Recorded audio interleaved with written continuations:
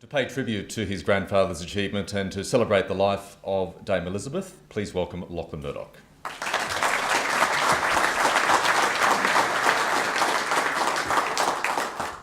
I should first just start by thanking everyone for their very kind condolences and well wishes for both Dame Elizabeth and for the whole family. And I know I speak on behalf of my whole family in thanking everyone for their, I said that they're very warm wishes.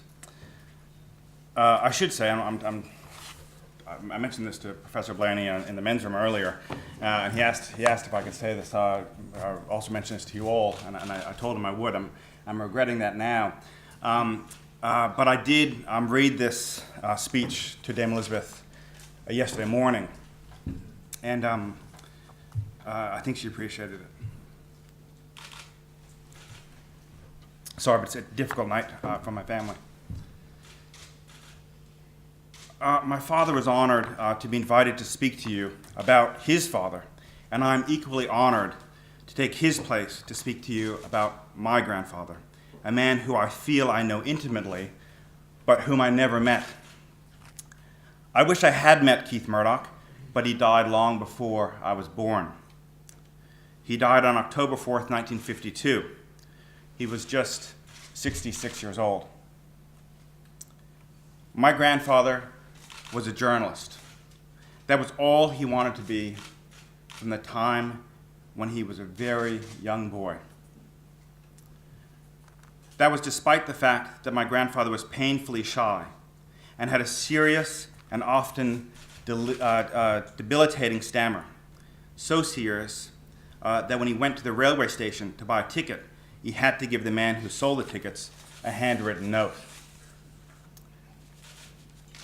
Keith Murdoch's father, the very Scottish and the very Reverend Patrick Murdoch, wanted Keith to go to university, but the 19-year-old had three qualities that would stick with him through his life: determination, persistence, and great perseverance.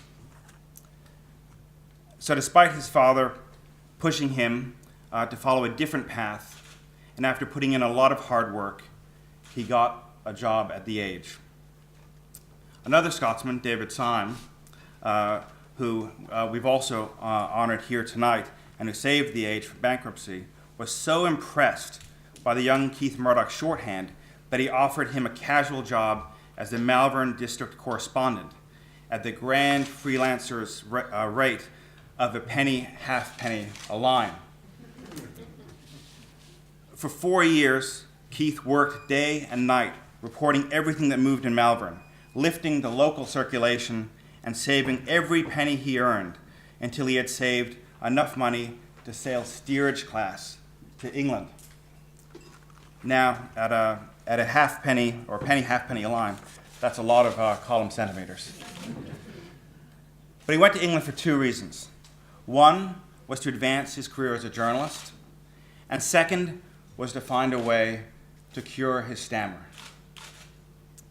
Now, if you saw the movie, The King's Speech, you will know about Australia's Lionel Logue, the speech therapist who cured the future King George VI of his stammer.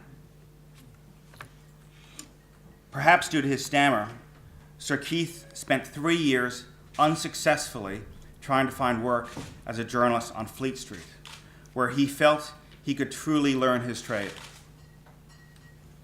He failed to find a steady shift, but after 3 years of speech therapy with Lionel Logue, his stammer had improved dramatically. Determination, persistence, and perseverance. My father credits Lionel Logue for saving my grandfather's dream of a life in journalism, but I credit Sir Keith and the strength of the young man's character. Elocution improved. He came back to Melbourne and became the parliamentary reporter for The Age. A few years later, he helped found the Australian Journalists Association. After the First World War broke out, my grandfather was on his way to London when the government commissioned him to go to Gallipoli on the pretext of investigating complaints from the troops about the Australian Imperial Forces mail service. The truth was the Australian government wanted to find out from a reporter that they knew and trusted what was really happening on the Gallipoli Peninsula. Appalled by what he and other war correspondents saw, Keith Murdoch broke the censorship contract he and other journalists had to sign. And on the boat back to London, he typed his famous Gallipoli letter to Prime Minister Andrew Fisher, praising the Australian soldiers and condemning the British command. As a result, when the ship docked in France, my grandfather had to hand himself in to a British officer, and the Gallipoli campaign was destined to soon be over. Back home in 1921, he took over editorial control of the Herald. The Herald was a small town newspaper with a circulation going nowhere. Within a year, he had breathed a fresh life into it. The Herald was easier to read, news was crisply presented, and the photographs and graphics were bigger and better. He began hiring the best journalists and contributors to join what was soon called the House. Keith Murdoch liked talking and listening to his journalists, and they in turn became part of a family. He would be remembered as an exacting employer and a good friend. He wrote daily notes to the staff. Here's one that I especially like. The paper today is good throughout, but never let anyone call our city Smellburn in our columns. It is deliberately provocative, which is good, but provokes no thought or argument, but sneers at our paper. Journalism and newspapers were subjects of pride to him.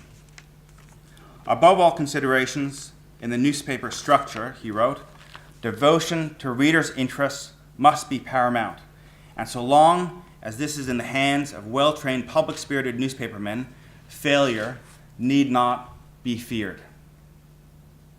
He was uncompromising and correct in his belief that the media should be free of regulation.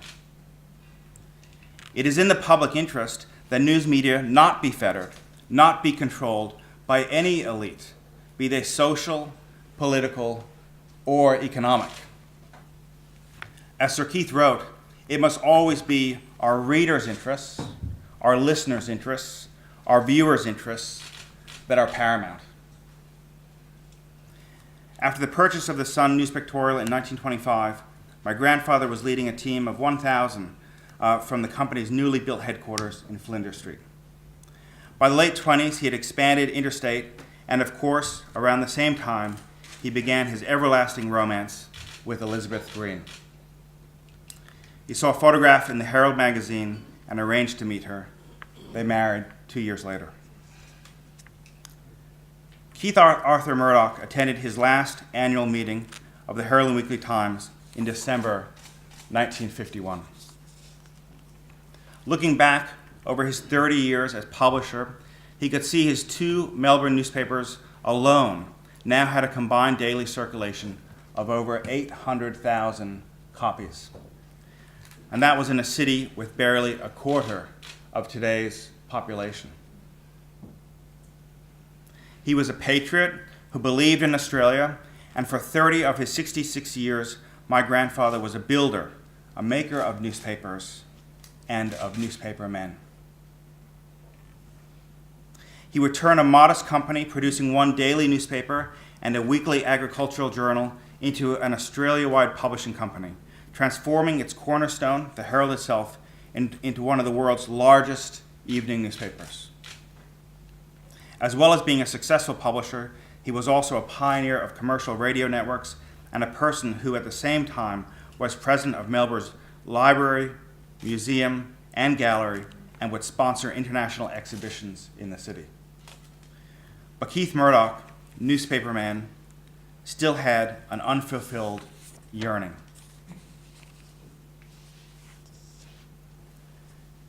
He wrote, "The old journalist dies, still stretching out for better English, better cover of actualities, better comment, better taste, more happiness in his paper's pattern." These are aspirations which we can all still strive for today, no matter by whichever means we choose to deliver the message.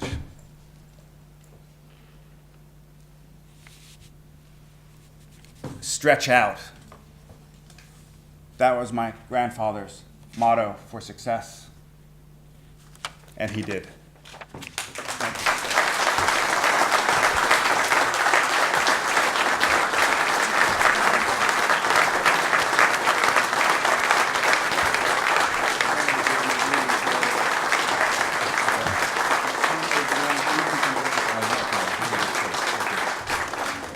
And as I call Mark Baker and Ronald McDonald to the stage, I can bring you the news that the Victorian Government has tonight announced there will be a state memorial service for Dame Elizabeth on Tuesday, December the 18th. So I think they'll be packed to the rafters for that one, gentlemen.